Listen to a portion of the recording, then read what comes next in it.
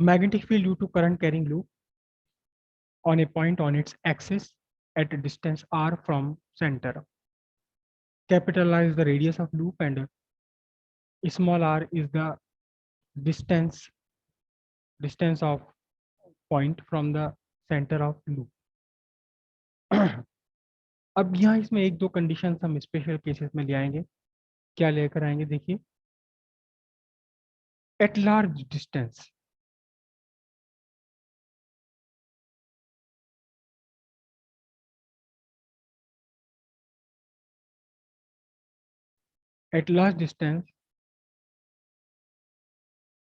from the center of loop, small r much greater than capital R. Then capital R can be neglected in this summation. Hence, B vector becomes mu naught I r square divided by 2 r cube. ये are square खत्म कर दिया मैंने, यहाँ से neglect कर दिया, और आर स्क्वायर का 2 यहाँ से कैंसिल हुआ, तो बचा आर क्यूब और OP vector tesla. This is the magnetic field due to a current carrying loop at large distance. ठीक है.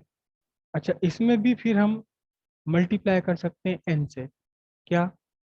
If the loop has an turns, और जब मोर देन वन टर्न होता है तो इसे हम कॉइल बोल देते हैं.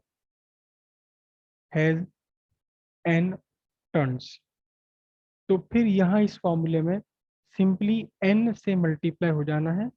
बनेगा आपका B vector mu naught I R square N. N और मल्टीप्लाई हो जाएगा और बाकी सब एज इट इज बना रहना है. R square plus R square to the power 3/2 OP cap tesla. ये आपका फॉर्मूला बन गया. किसके लिए बन गया formula? For a coil having N turns जिसमें होते हैं कॉइल में. ठीक है. ऐसे यहाँ भी कंस्ट्रक्ट कर सकते हैं आप. एन से मल्टीप्लाई कर दीजिए और कुछ भी नहीं करना आपको, बाकी सब एज इट इज बना रहेगा. अब एट द सेंटर अगर हम फाइंड करें,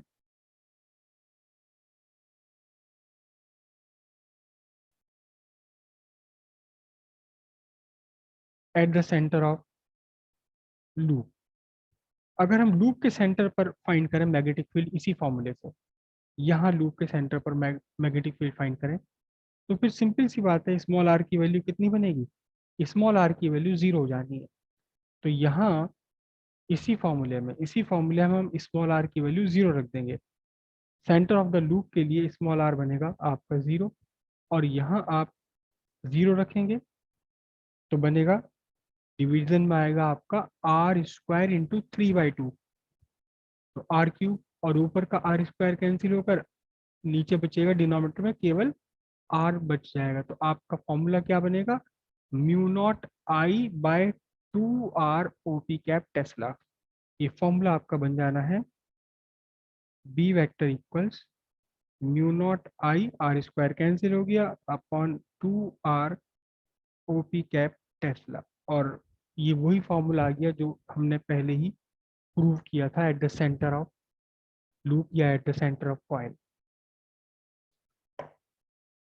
ये फॉर्मूला काफ़ी ज़्यादा यूज होता है न्यूमेरिकल्स में. ये फॉर्मूला भी यूज होता है और ये वाला फॉर्मूला भी यूज होता है.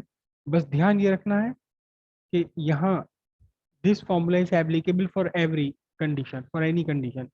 सेंटर के लिए भी एप्लीकेबल है, when small R is comparable to capital R, ये भी, इसके लिए भी ये एप्लीकेबल है, सबके लिए एप्लीकेबल है.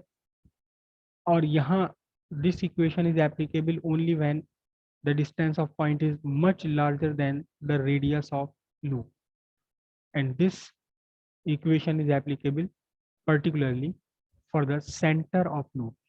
loop के center पर हमें जब फाइंड करना है. ठीक है.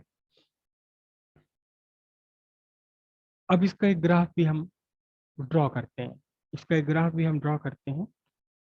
और ये मैथमेटिक्स है जो हम फिलहाल प्रूव भी नहीं करेंगे और कभी एग्जाम में पूछी जाएगी, मुझे उम्मीद भी नहीं है।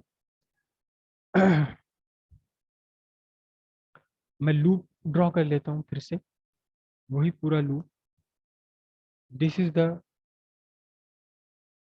Diameter A B of the loop.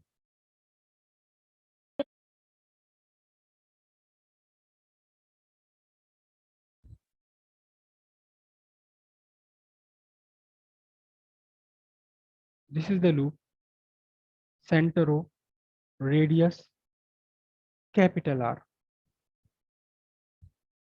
और ये आपका हो गया जहां पॉइंट पी है, this is the axis of loop. अब हम ग्राफ ड्रॉ करें कि मैग्नेटिक फील्ड का वेरिएशन कैसे होगा, मैग्नेटिक फील्ड का वेरिएशन कैसे होगा with distance from the loop. ये ग्राफ भी एग्जाम में आ सकता है, आ सकता है ग्राफ एग्जाम में। सेंटर पर मैग्नेटिक फील्ड आपका कितना है, सेंटर पर मैग्नेटिक फील्ड जीरो नहीं है, सेंटर पर मैग्नेटिक फील्ड है म्यू नॉट आई अपॉन 2r टेस्ला। तो सेंटर पर, एट द सेंटर, सेंटर पर मैग्नेटिक फील्ड है कितना, म्यू नॉट आई अपॉन 2r टेस्ला। अब जैसे जैसे आप सेंटर से दूर जा रहे हैं, जैसे जैसे आप सेंटर से दूर जा रहे हैं, यहाँ r की वैल्यू क्या होगी, इंक्रीज होती चली जाएगी।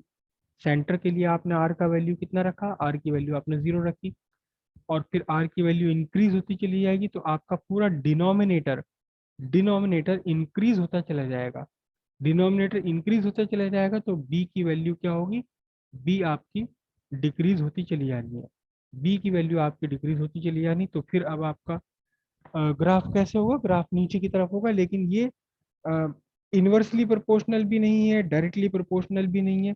तो ग्राफ की शेप थोड़ी सी अलग सी आती है। ग्राफ की शेप कैसे आती है, पहले धीरे धीरे डिक्रीज होता है, धीरे धीरे डिक्रीज होता है, फिर तेजी के साथ डिक्रीज होता है, और फिर आर के साथ फिर से धीरे धीरे डिक्रीज होने लगता है, और इन्फिनिटी पर पहुंच कर ये क्या बन जाएगा, आपकी इन्फिनिटी पर पहुंचकर जीरो बन जाएगा। ये आपने लिखा है एक्स एक्सिस पर स्मॉल आर की वैल्यू, और शायद ये सब कुछ आपका नोट्स में आपको गिवन है।